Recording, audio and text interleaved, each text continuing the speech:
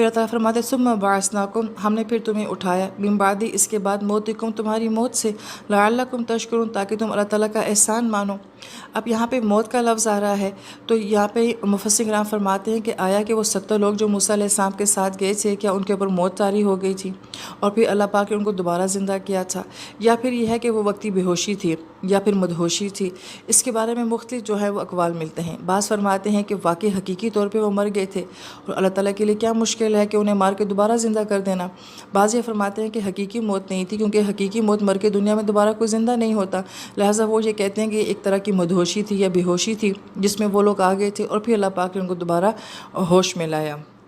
لیکن یہاں پہ بھی اللہ تعالیٰ فرماتے تشکرون، کہ اس طرح کا اللہ تعالیٰ کی ذات کے ساتھ سوال کرنا جو کہ اللہ تعالیٰ کی ذات کو زیب نہیں دیتا، کہ ہم اللہ تعالیٰ کو روبرو دیکھیں گے۔ انسان اپنی بندگی نہیں دیکھتا، اپنی اوقات، اپنی حیثیت نہیں دیکھتا اور اللہ تعالیٰ کی ذات سے اتنے بڑے بڑے مطالبے کرتا ہے، تو اتنی بڑی گستاخی اور بے ادبی کے بعد بھی اللہ تعالیٰ نے جو ہے ان کو دوبارہ زندگی دے دی اور دوبارہ جینے کا موقع دیا۔ کیوں؟ تاکہ تم احسان مانو، کسی طریقے سے تم اللہ تعالیٰ کے شکر گزار بندے بن کے پھر نیکی کی زندگی اختیار کرو۔ تو گویا کہ ہر وہ آفت، پریشانی، مشکل جو اللہ تعالیٰ کسی انسان کو زندگی میں دیتے ہیں